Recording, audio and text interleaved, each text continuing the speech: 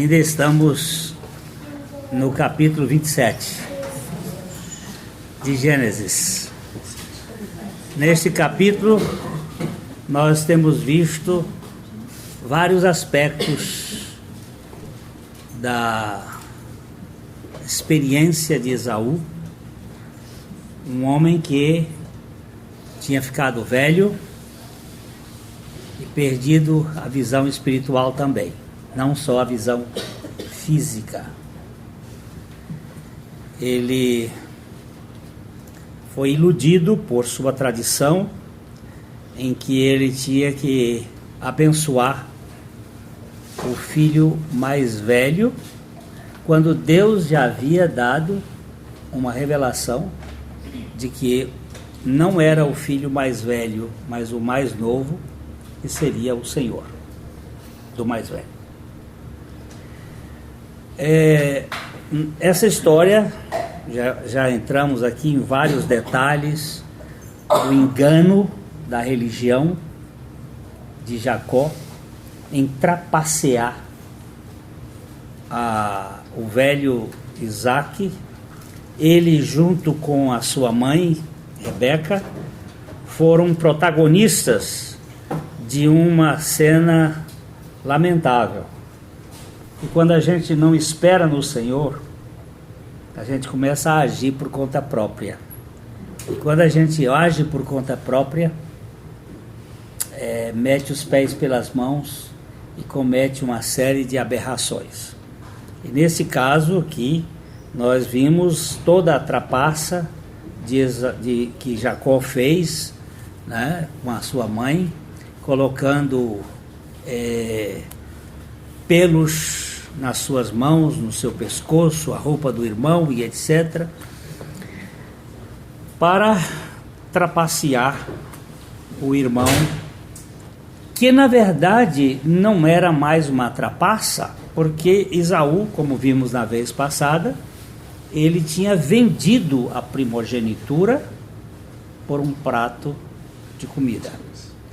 Nós analisamos aqui um pouco sobre a questão da alimentação na história da humanidade, e especialmente na história da religião, e vimos que o reino de Deus não é comida nem bebida, mas justiça, paz e alegria no Espírito Santo. E nós vemos que Esaú acabou ficando com uma bênção de segunda mão. Também analisamos um pouco sobre essa bênção de segunda mão, que é a bênção dos falidos, dos que fracassam, que não esperam. Hoje nós trocamos, por exemplo, a bênção de Cristo pela bênção da prosperidade. A bênção que vem do céu pelas bênçãos que sobem da terra. Nós achamos que essas são mais importantes do que aquela que vem do céu. E quando Esaú chegou da sua caça e ele foi para buscar esta bênção de segunda mão, que ele não sabia, que o irmão já tinha trapaceado,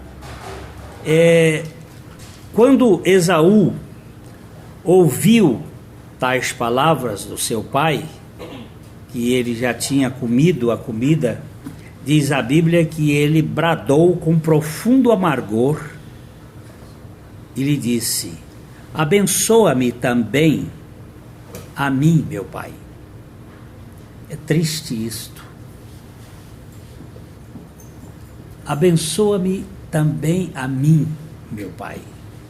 Eu quero só ressaltar aqui, uma bênção não pode ser pedida.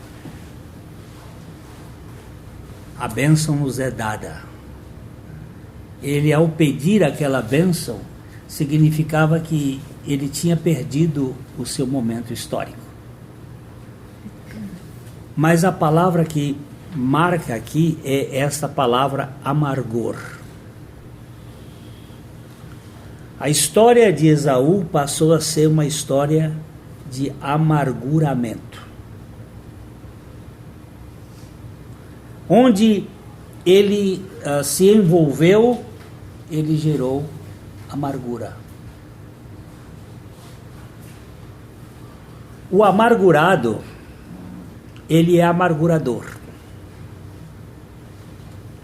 Ele se torna uma pessoa que infecta o ambiente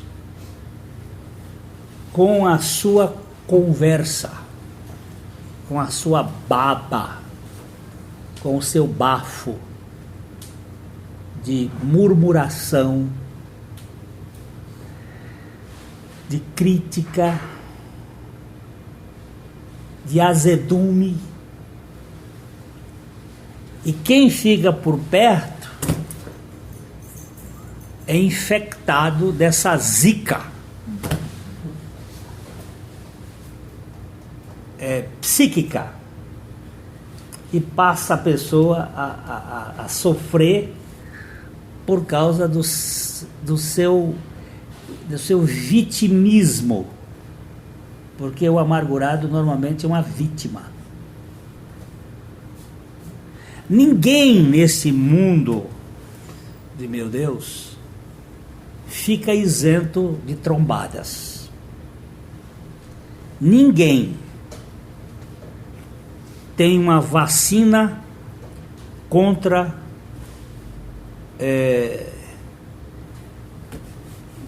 maledicência, contra opressões, invejas, dissabores. Ninguém.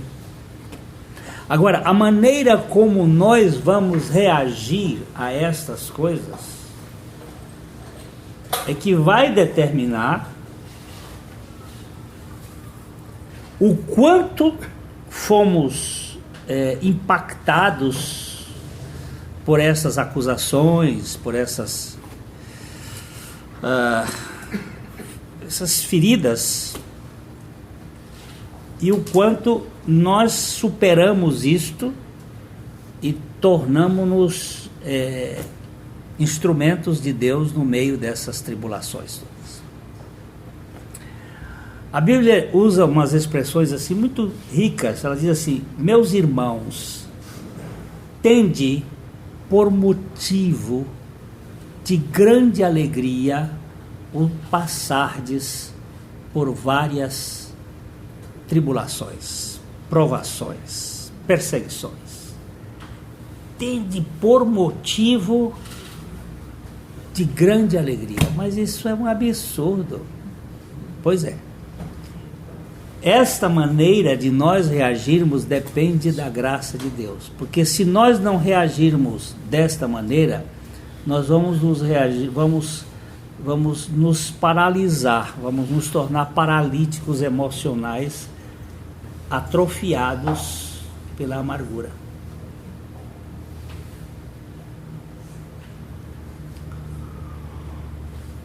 Os meus traumas do passado, eles me trouxeram uma espécie de claustro, de prisão. Por muitos anos eu vivi querendo vingança do abuso sexual que eu passei. E isto era o amarguramento da minha alma. E só depois que o Senhor Jesus abriu este cárcere e me alforriou, que eu passei inclusive a abrir isto e soltar sem medo da sombra, porque as sombras, elas mantêm o sujeito assombrado, fica preso na penumbra. Também passei a ser instrumento da graça de Deus para que outros que estão aprisionados nos mesmos modelos possam sair dessas covas, dessas tocas de morcego e possam ver a luz onde eles são aceitos, amados. Então, o amarguramento, ele é muito mais comum do que a gente pensa.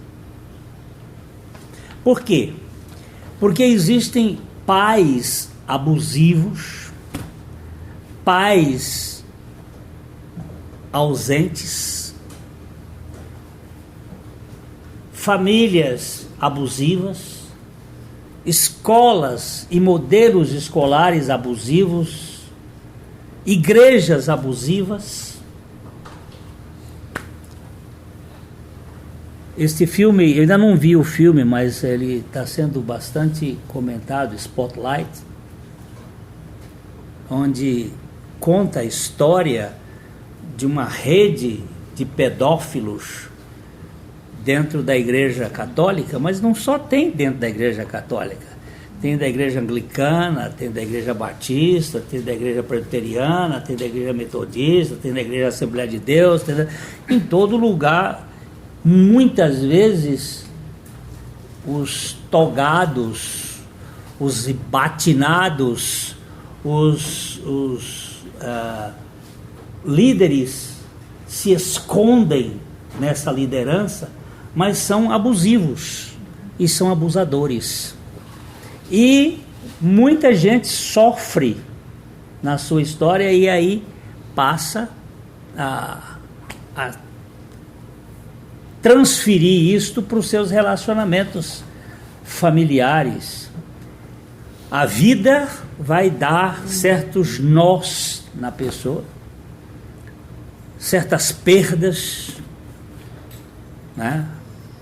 A gente vê famílias que são dizimadas e, se você olhar no fundo, a pessoa até tem um certo direito, um álibi, dizer, não, eu sofri o que eu sofri. Ontem eu conversei com um pastor, que ele me contou a história de um jovem da sua comunidade que estava jogando bola lá em Teresina, formou uma nuvem e de repente veio um corisco, um raio, e fulminou o menino. Os avós eram lá da igreja desse pastor, e ele estava contando que eles foram tomados de um pesar muito grande. Mas um dia eles estavam estudando a palavra de Deus numa quarta-feira lá na igreja e lendo o livro de Jó, e diz que Deus acerta o raio no seu alvo.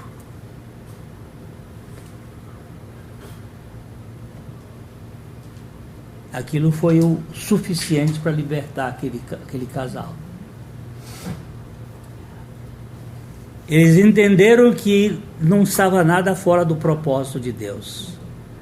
E ela chamou o pastor na casa dela e disse, vamos fazer um culto de gratidão a Deus, porque Deus nos deu esse menino para ficar um certo tempo, mas se ele veio como dádiva de Deus, ele saiu como um presente de Deus. E isso só acontece para quem recebe revelação de Deus e não fica aprisionado na perda, porque tudo aqui é muito passageiro. E esta vida que a gente tem é uma vida que passa. Eu sei que é doloroso perder um querido, mas é como disse o próprio Jó na sua luta, o Senhor me deu, o Senhor o tirou, bendito seja o nome do Senhor. Agora, nós temos essa tendência de nos vitimizar, de nos amargurar. Hoje eu atendi uma senhora e ela estava sofrendo porque as coisas têm sido bastante complexas na vida dela, e durante um tempo da nossa conversa nós víamos a nuvem negra e a dor em mim. Eu não compreendo, não sei seu fim.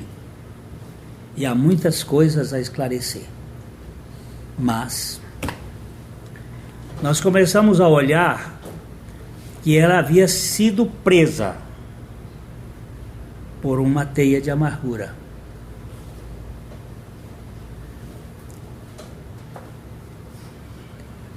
Enquanto nós não sairmos dessas teias por causa de Cristo, nós vamos ficar nos martirizando e martirizando os outros, quem estiver por perto,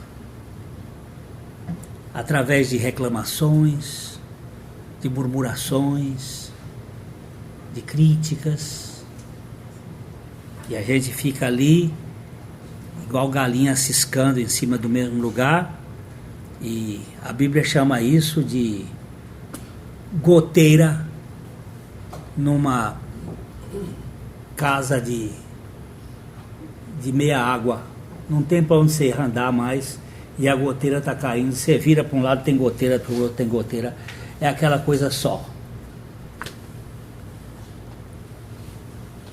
E eu disse para ela hoje, minha amada, um dos homens de Deus muito precioso chamava Charles Haddon Spurgeon. Esse homem não teve vida fácil. A família dele, a esposa dele ficou paralítica muito jovem. Ele doente. Durante anos ele sofreu de gota, muitas dores no corpo. Mas aquele homem tinha um fair play fora de série. Ele saía para andar e para rir. Havia um momento do seu passeio que era para rir. E às vezes os seus companheiros diziam: ri de quê, Spurgeon? E ele dizia: ri de tudo. Ri da graça de Deus que está comigo. Ri não é quando eu sinto que devo rir. O imperativo bíblico é: alegrai-vos sempre no Senhor. É imperativo. Outra vez digo: alegrai-vos. Mesmo quando você não sente nenhuma sensação que vale a pena, comece a rir. Ria da sua estupidez. Ria da sua rudeza. Ria de você mesmo. Louve a Deus por jeito que você é. Chata, murmurenta. E agradeça a Deus. Senhor, eu sou assim mesmo, mas eu te louvo, porque eu não posso me mudar. Mas o Senhor sabe, o Senhor me ama assim desse jeito, e o Senhor sabe como fazer. E ela disse: eu nunca tinha pensado nisso, Glênio. Eu estava esperando ter alguma emoção para eu rir. Não precisa ter nem emoção nenhuma. Ria de você mesmo. Ria de sua chatice. Celebre, em vez de ficar aí criticando todo mundo que está por perto. O governo. Mas o governo vale a pena, né? Não vale. A gente acaba intoxicando-se. Tem um texto aqui interessante, vamos dar uma chegadinha ali. Em Êxodo 15, 23.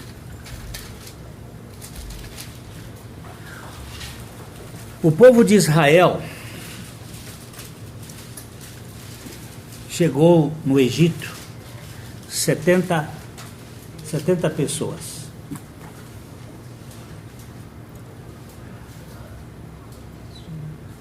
Quando eles saíram, tinham mais de 600.000 homens que puxavam a espada, de 20 anos para cima. 600.000.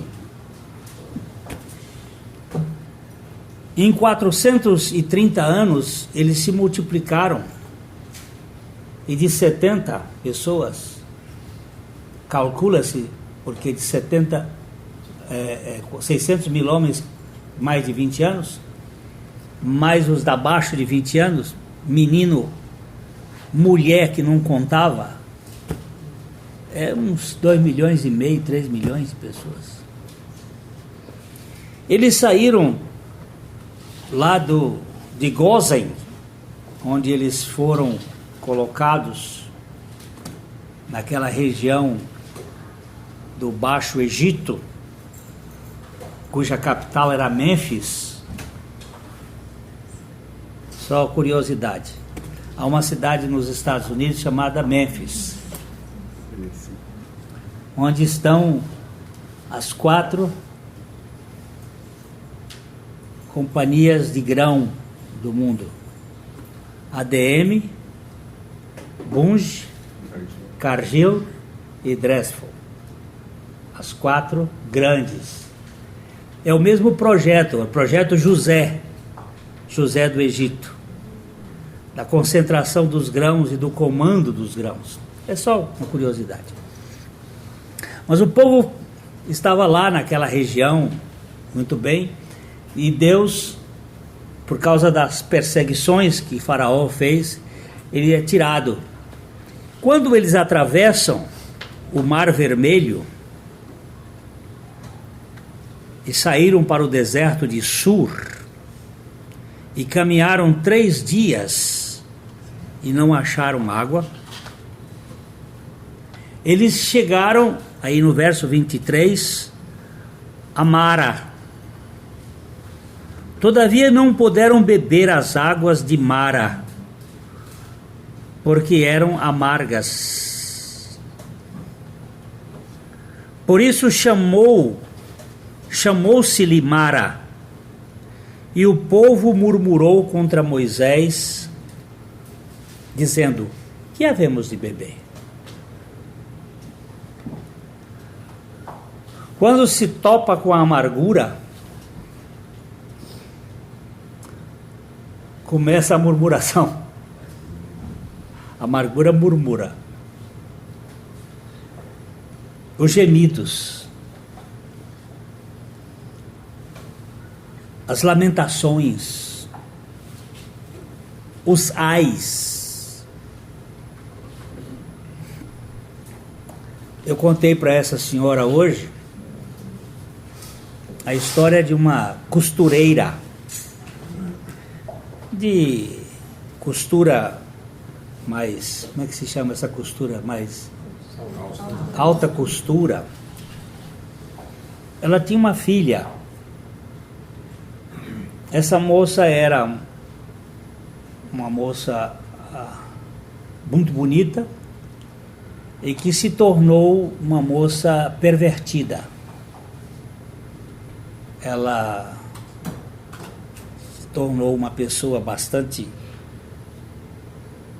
vulgar. E a mãe era uma pessoa que tinha o temor do Senhor, amava o Senhor. E ela começou então a querer salvar a filha.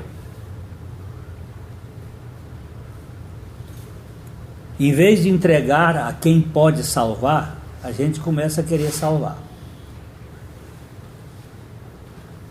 E começa com pregações, às vezes, muito inconvenientes. Pregações de críticas, de legalismo. E a moça caiu fora. Mas a mãe, muito zelosa e muito amorosa com aquela filha, começou a procurar reunião de oração. Essa é uma outra questão que é interessante. Não é a oração que vai salvar a pessoa. Quem vai salvar a pessoa é o Senhor. E a oração que faz é a oração da fé. Porque tem muita oração que não é da fé. É a oração do sindicato. É aquela que fica batendo na porta, fazendo greve de fome. Tem uma turma que fica, não confia no Senhor, não entrega ao Senhor. Ele fica fazendo movimento. E ela começou a frequentar uma porção de reuniões de oração na cidade. Ia para um lugar, ia para outro, e sabia que aquele grupo lá era um povo de muita fé, tinha fé demais, e ela corria lá para aquele grupo e faziam orações fervorosas, porque quanto mais fervorosa, mais barulhenta, mais fervor, e o negócio, a moça cada vez pior, cada vez pior. Um dia ela foi numa dessas reuniões e havia um homem que confiava no Senhor, e ele disse que ao invés de nós estarmos orando, nós devíamos orar até entregar. E uma vez entregue, nós deveríamos louvar e agradecer ao Senhor. Porque quando você entrega uma coisa para alguém que é habilitado em consertar, em fazer, você entrega e vai embora. Você não fica ali tentando fazer a coisa. Você entrega e fica tranquilo. E que ele disse, quando você entregar o seu problema ao Senhor, passe a louvar pela vitória do que vai acontecer. E aquela senhora voltou para casa com uma certeza que ela tinha entregue a filha ao Senhor e passou a louvar enquanto ela fazia lá os seus vestidos e as suas roupas. Ela louvava o Senhor e agradecia pela salvação da filha dela, e lá para as 11 horas da noite ela foi dormir, mas às 5 horas da manhã bate na porta do seu apartamento. A moça já não morava mais em casa, e bate na porta e ela acorda, e a filha está chegando em lágrimas, chorando, pedindo perdão à mãe e confessando-se indigna. E a mãe diz, o que aconteceu, minha filha? Ela disse, eu estava numa boate, num lugar de striptease, onde eu fazia os meus números de nudez, e eu estava lá fazendo a minha apresentação, entrou um rapaz e sentou-se na mesa bem do gargalo, bem na frente, e ficou de cabeça baixa. Enquanto ela fazia os rodopios naquelas barras de ferro, e ele ficava ali de cabeça baixa. Ela veio para cima da mesa e dançou pelada em cima da mesa, e o rapaz de cabeça baixa. Aquilo a manteve muito admirada com aquela atitude do rapaz. Quando ela terminou o número dela, que ela foi lá se vestir, ela voltou e sentou-se na mesa e disse, cara, o que é que você está fazendo aqui? Quem é você? O que é que você está fazendo aqui? Ele disse, quem sou eu sei, mas o que eu estou fazendo aqui eu não sei.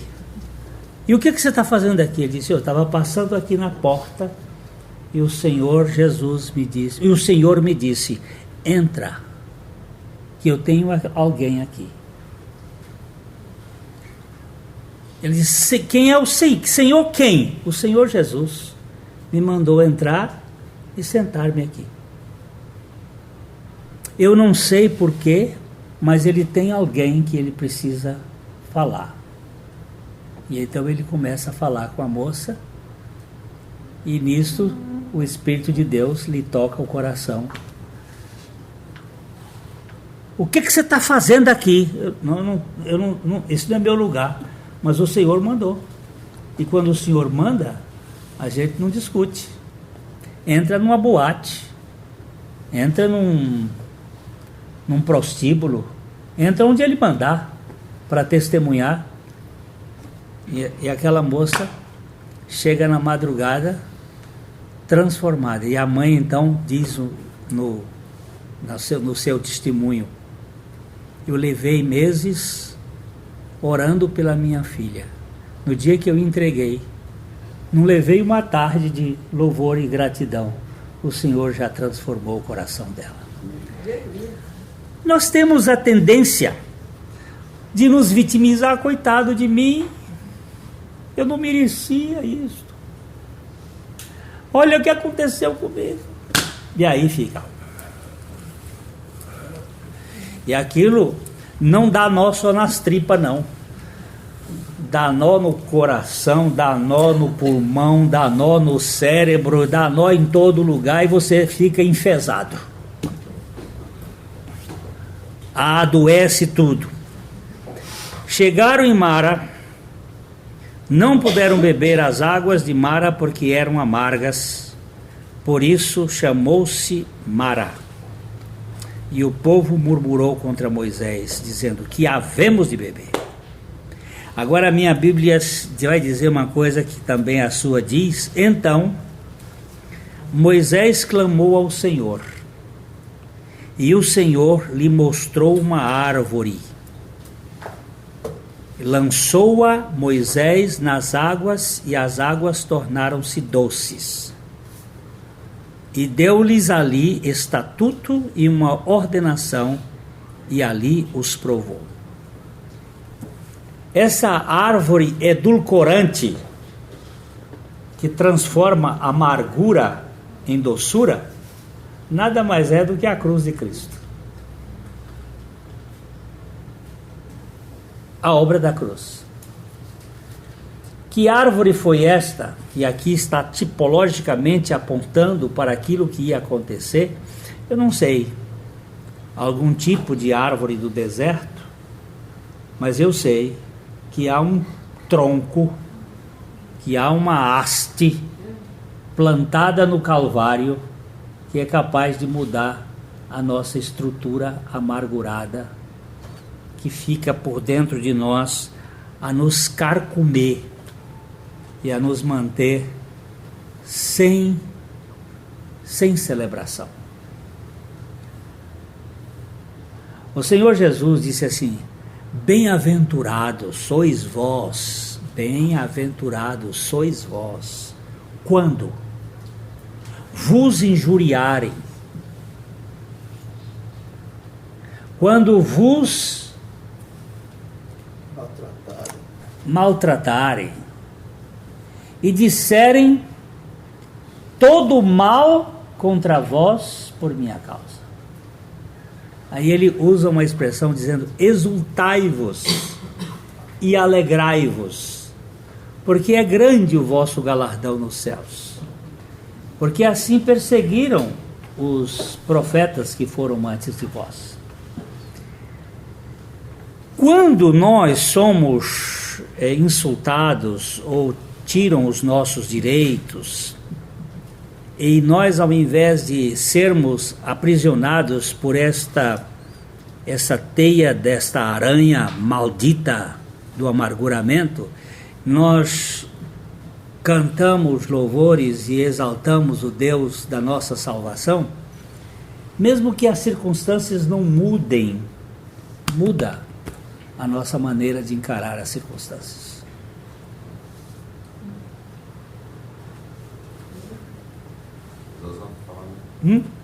Josafá, lá na frente, colocando o louvor como instrumento de guerra. Aquela minha irmã saiu do gabinete hoje com uma decisão tomada. Em nome do Senhor Jesus,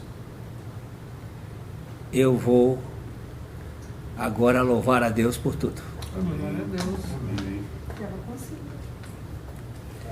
Não precisa sair a dor, não precisa sair o sofrimento, pode deixar aí. Mesmo com o sofrimento, mesmo com nenhuma solução, eu vou louvar ao Senhor. Não estou louvando para ser liberto, estou louvando mesmo na cadeia. Foi assim que Paulo louvou a Deus, foi dentro da cadeia, e ele estava dentro da cadeia. O Senhor abriu as portas, mas mesmo que ele não abra, eu como diz o Watchman Nee, ainda que não passe nenhum dos sintomas, a verdade é que Deus está no controle.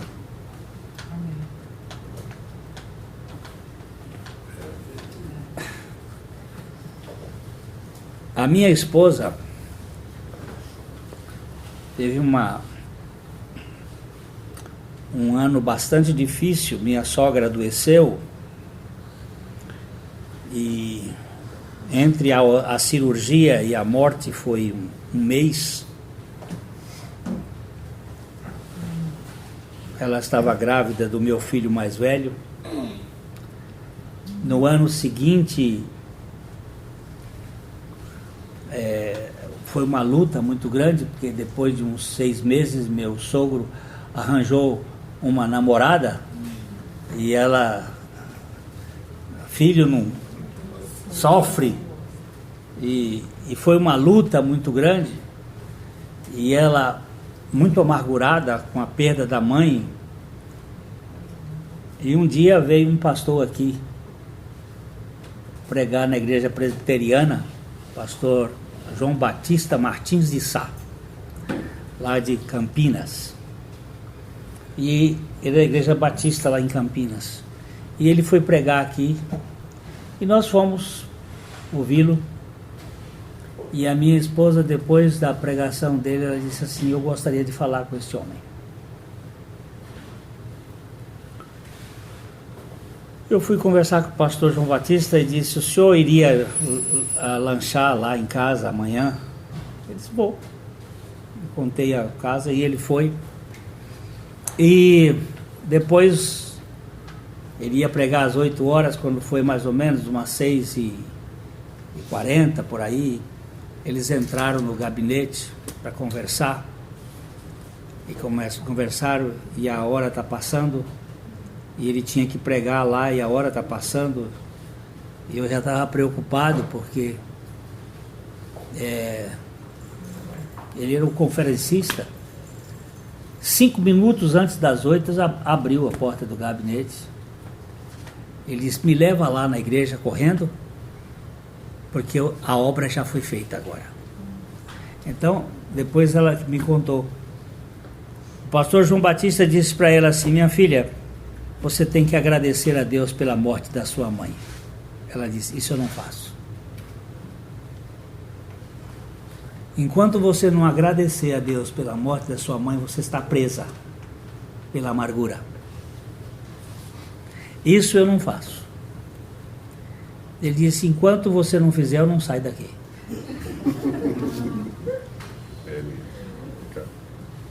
Ela disse: mas o senhor tem que pregar lá na igreja. Ele disse: mas agora a ovelha é você. Deus tem alguém para falar lá. Enquanto você... E aí, minha esposa chegou a agradecer a Deus no muque. Não porque ela quisesse, mas porque ela se sentiu que se ele ficasse, ela ia ficar responsabilizada por uma coisa aqui. E faltando 5 minutos para ele sair, ela resolveu orar e agradecer a Deus pela morte da mãe dela. E foi o último dia da amargura ficar no coração. Só que Esaú não deixou a amargura fora. Vamos para Hebreus, no capítulo 12.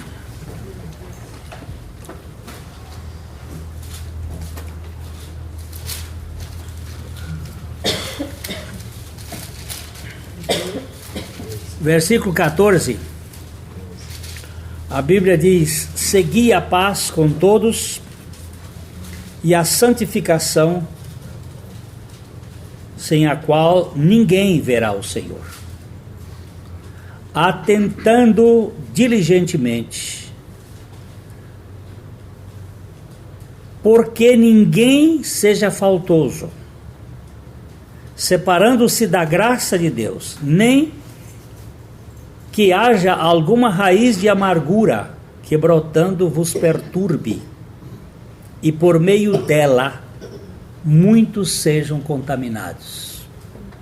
Nem haja algum impuro ou profano como Esaú, o qual por um repasto vendeu o seu direito de primogenitura. Ele vendeu o seu direito de primogenitura e ficou amargurado porque o seu irmão passou para trás, e essa raiz de amargura nunca saiu dele. E você vai verificar que diz assim: pois sabeis também que posteriormente, querendo herdar a bênção foi rejeitado, pois não achou lugar de arrependimento, embora com lágrimas o tivesse buscado. Lágrimas de crocodilo. Lágrimas de gente amarga. Não conseguiu. Esaú foi uma pessoa amargurada, e um dos netos dele, Amaleque,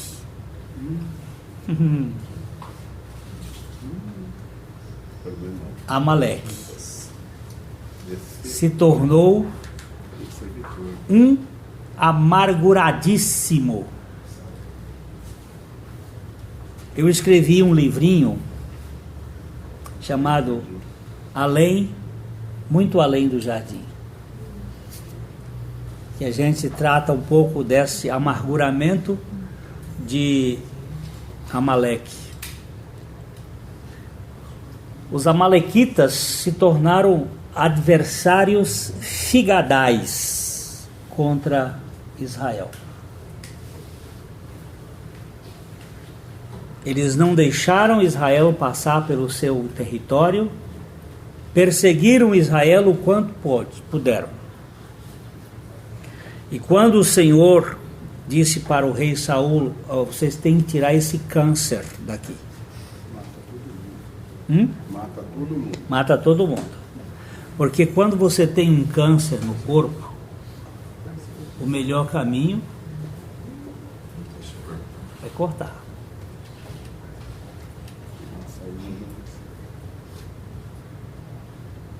Quando você tem um pé gangrenado, é melhor você ficar sem a perna.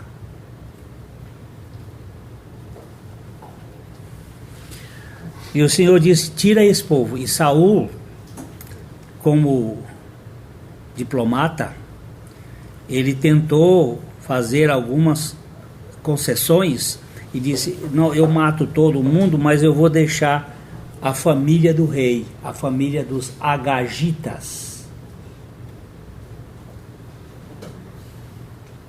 Agag é um título de honra, como Faraó, como Abimeleque, é um título de honra. E ele preservou a família do rei. Por causa disso ele foi condenado. Mas o que me chama a atenção é que no tempo da rainha Esther, já tinham se passado mais de 400 anos, perto de 500 anos, ou mais de 500 anos. No tempo da rainha Esther, aparece um senhor Amã, ou Agagita. Este homem tinha tanta raiva do judeu, que ele quis acabar com todo o povo judeu. E ele fez uma proposta para o rei Assuero, ou Atarxerxes, dizendo: eu te dou 10.000 talentos para o seu reino. Porque ele era, esse Amã, ele era uma espécie de tesoureiro mor do império, e ele tinha feito um petrolão, tinha mandado muito dinheiro para a capital do império, manteve muito. E aí ele fez uma proposta para o rei: eu te dou 10.000 talentos. A prata naquele tempo era mais valiosa do que o ouro, prata da Pérsia. Vamos aqui? Vamos. Vocês conhecem o enredo do livro de Esther, e ele acabou indo para uma fogueira, para uma forca, e foi morto. Mas Jesus, quando for falar de perdão, e os discípulos estavam discutindo se era 3 ou se era 7, porque os rabinos diziam que você não podia perdoar uma pessoa mais do que 3 vezes, porque se você perdoasse mais do que 3 vezes, você ficava com sangue de barata. E Pedro fez uma espécie de, assim, de arrobo, disse: 7 vezes está bom, Jesus? E o Senhor disse: não, isto é 70 vezes 7. Então Jesus conta uma parábola de um homem que devia 10.000 talentos. Olha que número. Jesus vai pegar esses números, o 70 vezes 7, que é de Lameque, lá da família de Caim, e depois ele pega os 10.000 talentos de Amã e diz o seguinte: você tem que perdoar, porque se você não perdoar, vai sofrer até pagar o último centavo. Porque aquele homem chegou ele devia 10.000 talentos, e chegou para o seu senhor e disse assim: eu não tenho que pagar, perdoa-me. E o senhor disse: está perdoado. Ele saiu dali e tinha um cara que devia 100 denários, que era uma mixaria diante daquela coisa toda, e ele pegou no colarinho desse: paga-me. E o cara faz a mesma reza para ele, a mesma oração: perdoa-me. E ele não perdoou. Porque o amargurado, ele não tem condições de perdoar, e ele fica em cima da cobrança. A família de Esaú foi uma família de amargurados que briga até hoje.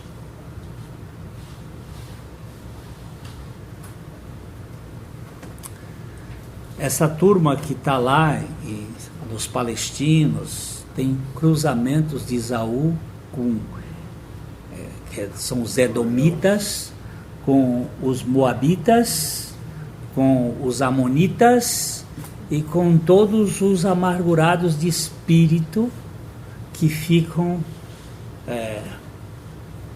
pegando nas questiúnculas, nas coisinhas. Se você tiver pachorra, tiver tempo, tiver coisa, um dia vocês comecem a estudar como é que Israel tem a terra que ele tem hoje. Ele foi comprando essas terras em 1890 dos palestinos, comprando parte delas, e foi depois anexando, quando eles tinham condições já de ter terras para formar um estado. Eles entraram com o pedido, e que em 1948 foi feito o Estado de Israel, mas ele ia conviver com os palestinos, e aí vieram as guerras, e Israel praticamente 70% do Estado dele foi comprado dos palestinos, mas eles hoje reivindicam que não. Isto é fruto de amarguras que estão lá dentro das entranhas. Uma família de amargurados vai amargurar neto, bisneto, trineto, porque eles não têm refeição que não tenha a baba das conversas que vai ser falada. Ali fica. Se você for à Espanha, você vai ver lá os como é que chama aquele grupo ali da gente, Bascos, hein? Tem os bascos, né? Catalões, né? Mas não é aquele grupo feroz ETA Ali tem um cruzamento de judeu com famílias descendentes de Esaú. Eu queria ter botado isso no meu livro, mas eu não tive a condição de fazer a pesquisa. Nem tinha recursos, nem condições de ir para lá, para a Espanha, para fazer um levantamento dessas pistas, desses povos que estão lá, que têm cruzamentos. Eles são odientos, ódios que são passados de família, na família, de geração para geração. Comenta-se aquilo, comenta-se aquilo. E virou uma guerra que vai até o fim. Então, meus queridos, só esta árvore edulcorante do Calvário pode remover de nós. Devia ser vermelha essa árvore. Hein? Devia ser vermelha. É possível que ela fosse vermelha. O fato é que ela adoçou a água. Sangue de Jesus. Ela adoçou a água. E quando nós ganhamos a dimensão da remoção da amargura. Tem um outro caso que eu só vou referir, que é a Noemi. Noemi era casada com um judeu também, um israelita, e teve uma fome lá em Judá, e ela foi para Moabe, para a terra de Moabe, e lá morreu o marido dela, Elimelec, e morreram seus 2 filhos. E sabe o que ela virou? Mara. Quando ela voltou para a terra dela, a Ruth veio com ela. É um livrinho pequenininho, 4 capítulos, dá para você ler hoje de noite. A Ruth, quando voltou, veio com ela. Quando as mulheres viram Noemi, ela disse: não me chame Noemi, chama-me de Mara, porque eu saí de Tosa, que é Noemi, e agora sou amargurada, porque a vida me fez assim. Veja o que o Todo-Poderoso me fez. Não foi o Todo-Poderoso que me fez, foi a reação dela diante das circunstâncias da vida que a fez uma amargurada de espírito.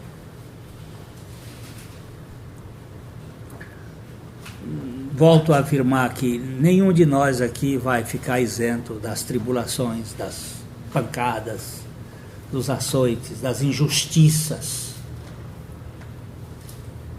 Mas, com a graça de Deus e recebendo os efeitos desta árvore nas águas da nossa amargura, nós vamos verificar a mudança que pode acontecer, para a gente não ficar como Esaú, que uma raiz de amargura brotando perturbe e por meio dela muitos sejam contaminados. Senhor, livra-nos de ressentimentos, fui injustiçado. Um irmão chegou um dia para mim e disse: pastor, eu fui injustiçado. Eu disse: você já deu graças por isso? Que vou dar graça por isso? Nada, rapaz. Pois é, isso aí vai azedar. Você vai ver com o tempo como isso azeda. Bebeu da água antes de ser abençoado. Exatamente. Esperou a água. É preciso que a gente louve a Deus pelas circunstâncias que nos acontecem. Bendito seja Deus. Aquela irmãzinha que me deu uma lição boa, quando a situação estava mais feia no mundo, ela comprou um pandeiro.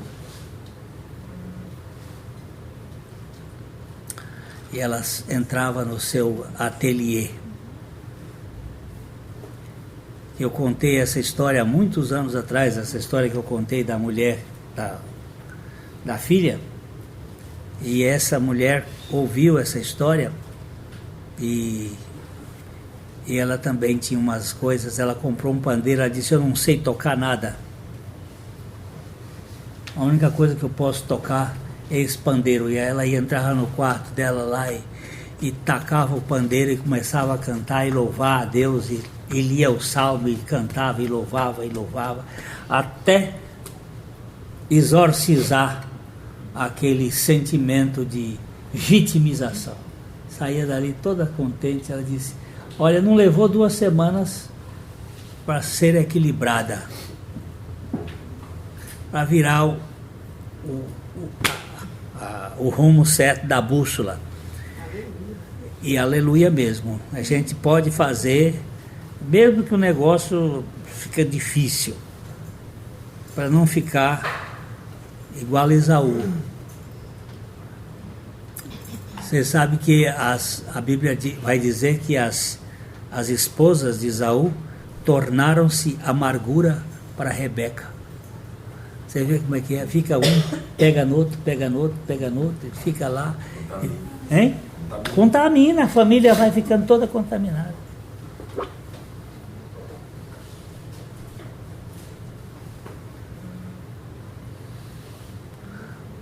Eu tive um primo casado com uma moça amargurada. Quando ela chegava na casa na casa da minha tia, com a amargura dela, aquilo azedava tudo. Qualquer reunião que tivesse era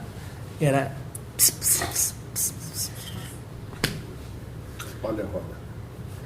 Os filhos ficaram amargurados, a família fica amargurada, o neto é amargurado. A gente conhece muita gente. Vixe, como a gente conhece. Não pode deixar encostar. Entra aqui, sai. Cai fora. Exorciza. Como? Em louvor e gratidão. Eu conheço muita gente assim, principalmente quando olho no espelho. É o que eu mais conheço. Mas tem remédio para você. A árvore edulcorante, a árvore da doçura, continua de pé. Eu gosto de um velho hino que a gente canta. A cruz ainda firme está. Aleluia. E para sempre ficará. Aleluia. Os exércitos vão cair, as dificuldades e os problemas, porque esta cruz ainda continua e continuará como o elemento fundamental de libertar-nos do nosso ego adoecido, sofrido, martirizado, machucado,